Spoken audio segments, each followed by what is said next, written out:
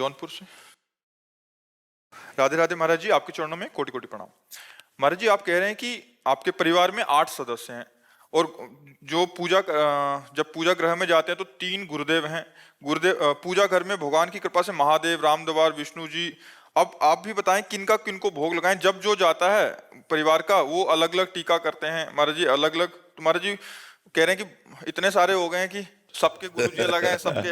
हाँ सब, हाँ कोई बात नहीं है। समस्या तो यही है, परिवार है और परिवार के सदस्य हैं और अपनी अपनी भावना है।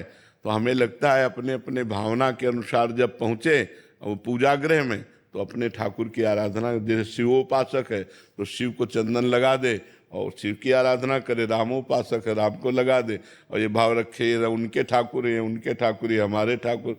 क्योंकि प्रियता एक में होगी, प्रेम एक में होता है, अनेक में प्रेम नहीं होता है। प्रेम गलियति साकरी तामे दो न समाए, एक में होता है। एक तो होती ग्रामीण पूजा, ग्रामीण पूजा में होता शिव, राम, पार्वती, लक्ष्मी जी, गणेश जी, हनुमान जी, भैरव जी, पूरा सब विराजमान है और सबके तिलक लगाए और एक थाली में भोग रख दिए या चिरौरी रख दिए, वो एक अलग।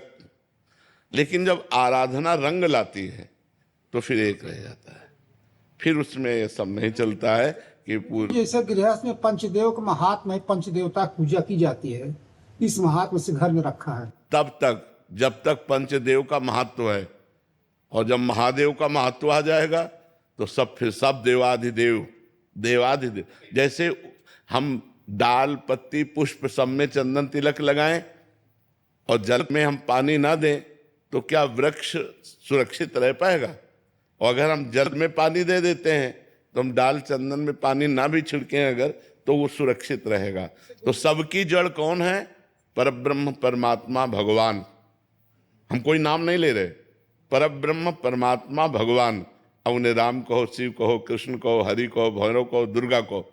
अभी प्रेम जब आएगा, धर्म और प्रेम दोनों में अंतर है। जैसे एक है लोक धर्म, तो लोक धर्म का जब हम त्याग करते हैं तो भागवत धर्म में आते हैं, और जब भागवत धर्म का त्याग करते हैं तब हम प्रेम धर्म में आते हैं। जो यहाँ चर्चा हो रही वो प्रेम धर्म की हो रही कि जब हम प्रेम करेंगे तो वो एक से होगा। जब हम आराधना करते हैं, शुरुआत करते हैं, तो जैसे हमने शुरुआत की थी तो कम से कम 20, 25 चालीसा पढ़ते थे।